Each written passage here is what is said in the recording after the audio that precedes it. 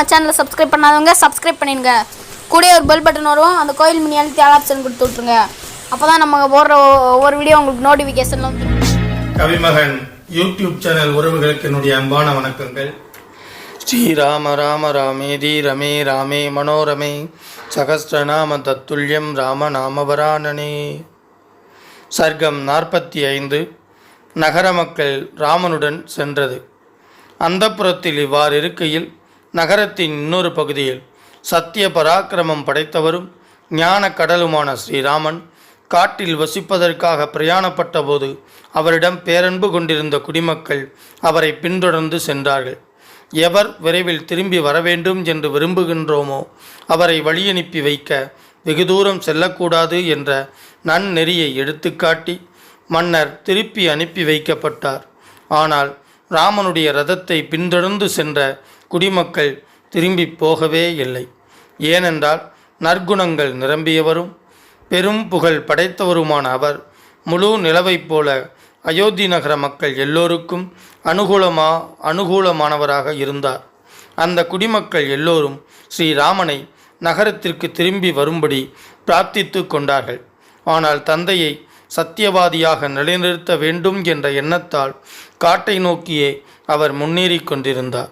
பார்வையாலேயே அவர்களை பருகிவிடுவதைப் போல அன்பு பொங்க அவர்களை நோக்கினார்.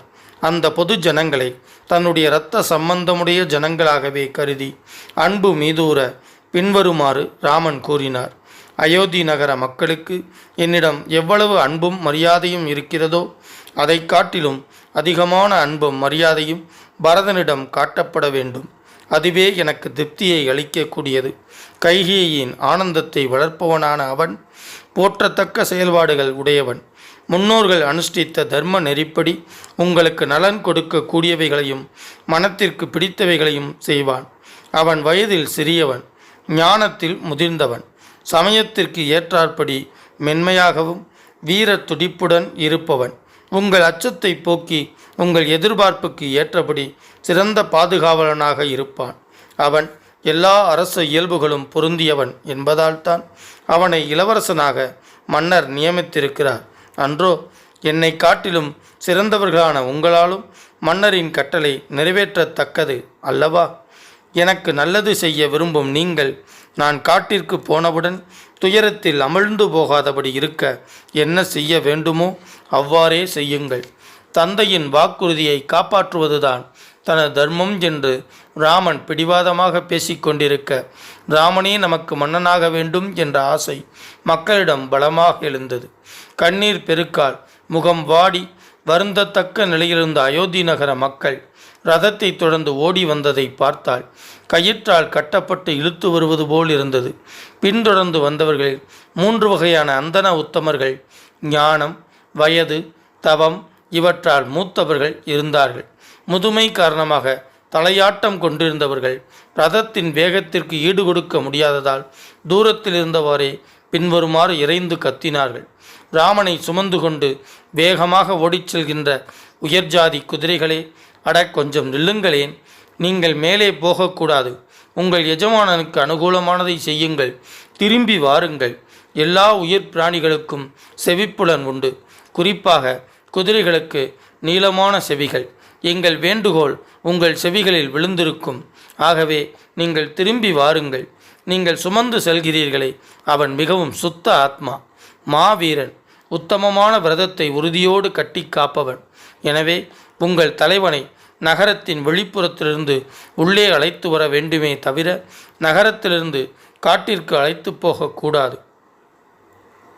இவ்வாறெல்லாம் மனவேதனையுடன் புலம்பி அரற்றிக்கொண்டு ஓடிவரும் வயோதிக அந்தணர்களை பார்த்ததும் ராமன் சட்டென்று ரதத்திலிருந்து இறங்கிவிட்டார். இறங்கியதும் சீதை லக்ஷ்மணரோடு கால்நடையாகவே செல்லத் தொடங்கினார். கால்களை எட்டி போடாமல் மிதமான வேகத்தில் காட்டை நோக்கியே நடந்தார். அந்தணர்கள் வேகமாக ஓடி வரா வண்ணம் தன் நடையின் வேகத்தை கட்டுப்படுத்தி கொண்டார். நல்வொழுக்கத்தை தவறாது கடைப்பிடிக்கும் ராமன் கால்நடையாக வந்து கொண்டிருந்த அந்தணர்கள் மேல் தயை கொண்டு தானும் காலால் நடக்கத் தொடங்கினார். ரதத்தில் ஏறிச் சென்று அவர்களை அந்தரத்தில் நிறுத்திவிடும் அடாத செயலை செய்ய சக்தியற்றவரானார். ராமன் காலால் நடந்து காட்டை நோக்கியே சென்று கொண்டிருப்பதை பார்த்ததும் பதற்றமடைந்த அந்தணர்கள் மனம் தவித்து பின்வருமாறு சொன்னார்கள். வேதியர்களின் இந்த கூட்டம் வேத ரட்சகரான உங்களை பின்தொடர்ந்து வருகிறது. இந்த அக்னிகள் குடும்ப வாழ்க்கையுள்ள அந்தணர்கள் பரிபாலித்து வரும் கார்கபத்தியம், ஆகவனியம், தக்ஷணாக்னி எல்லாம் அந்தணர்களின் தோள்கள் மேல் ஏறிக்கொண்டு உங்களை பின்தொடர்ந்து வருகின்றன. வாஜபேய யாகங்களில் கிடைத்தவைகளும் சரத்கால மேகத்தைப் போல நீர் வற்றிப்போய் தூய வெண்மையோடு இருப்பவைகளும் எங்களுடன் கூடவே வந்து கொண்டிருப்பவைகளுமான வெண்ணிற கொடைகளைப் பார். வாஜபேயம் செய்து முடித்த வேத வித்தகருக்கு வெள்ளைக்குடை சமர்ப்பிப்பது அரசருடைய தர்மம். அவ்விதம் வெண்கொடையை சன்மானமாக பெற்ற பரம வேத விற்பனர்களான முதிய அந்தணர்கள் ராமனை தொடர்ந்து வந்தார்கள். அரச சின்னமாகிய வெண்கொற்ற குடை இல்லாததால் சூரிய கிரணங்களால் பரிதவிக்கும் உங்களுக்கு வாஜபேய யாகத்தின் மூலம் எங்களுக்கு கிடைத்த இந்த வெள்ளை குடைகளால் நிழல் தருகிறோம். குழந்தாய், எங்களுடைய அறிவு இதுவரை வேத மந்திரங்களையே ஓதிக்கொண்டு வேறு எதிலும் சிந்தை செலுத்தாமல் இருந்தது. ஆனால் உன் காரணமாக எங்கள் சிந்தனை உன்னை பின்தொடர்ந்து வனவாசத்திற்கு செல்வது என்று மாறிவிட்டது. எங்களுடைய மிக உயர்ந்த செல்வம் வேதம். அது எங்கள் இதயத்தில் குடிகொண்டிருக்கிறது. அது சரி, நீங்கள் என்னுடன் வந்துவிட்டால் உங்கள் பத்னிகள் கதி என்னாவது என்று கேட்பாய். எங்களுடைய மனைவிகள் தங்களுடைய பதிவிரதா தர்மத்தினால் காப்பாற்றப்பட்டவர்களாக வீடுகளிலேயே இருப்பார்கள். அதாவது, ராமா, ஆண்களாகிய நாங்கள் மட்டும்தான் உன்னுடன் வருவதற்கு அனுமதி கோருகிறோம். காட்டில் பெண்களை பாதுகாக்கும் கஷ்டத்தை உனக்கு கொடுக்க மாட்டோம்.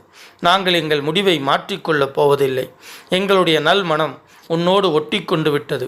நீ தர்மத்தை ஒட்டி தந்தையின் கட்டளைப்படி காட்டிற்கு செல்கிறாய். அதனால் தர்மத்தை கடைப்பிடிக்கும் உன்னை பின்பற்றி செல்வதுதான் எங்கள் தர்மம். தர்மானுஷ்டானத்தை தவறாது கடைப்பிடிப்பவரே, எங்கள் தலையை பார், அன்னப்பறவை போல் வெளுத்த கேசம். எங்கள் உடலை பார், தரையில் 8 அங்கங்களும் படும்படியாக விழுந்து நமஸ்கரித்து பிரார்த்தித்து கொண்டதால் புழுதி படிந்திருக்கிறது.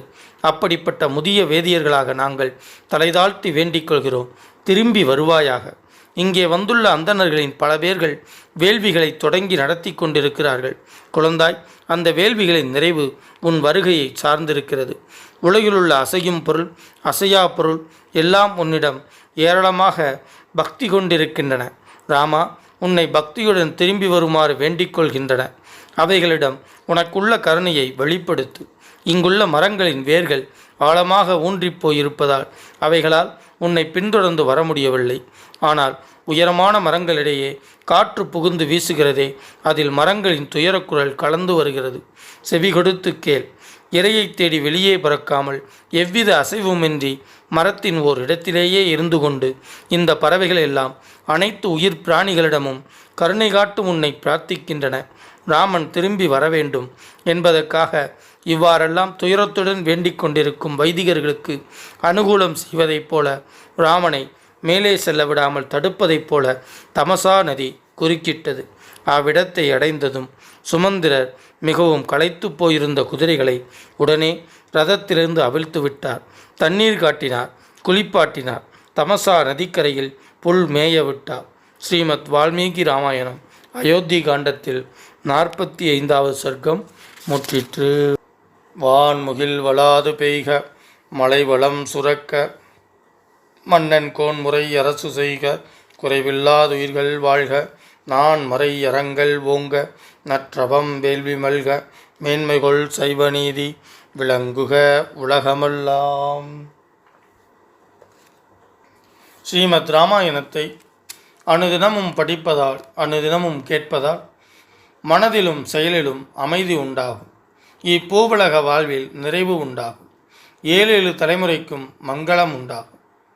ஸ்ரீமத் ராமாயணத்தை அனுதினமும் ஸ்ரத்தாபக்தியோடு இடைவிடாது சிந்திப்பவர்கள் பூரண சுகம் உடையவராக நோயற்ற தேகத்தோடு நன்மையையே அனுபவிப்பர். இறைவனின் அருளால் சிறு துன்பங்கள் கூட இல்லாமல் இன்பமுடையவராக வாழ்வர். மேலும் ஆயுள் விருத்தி அடைவார்கள். தன லாபம் பெறுவார்கள். பிரிந்த குடும்பம், பிரிந்த உறவுகள் ஒன்று சேரும். அவர்கள் இல்லங்களில் சுப காரியங்கள் நிகழும். அவர்கள் இல்லத்தில் தானிய விருத்தி அடையும். பில்லி சூன்யம் வேரோடு அழியும். தீரா கடன் தீரும். உறவுகள் பலப்படும்.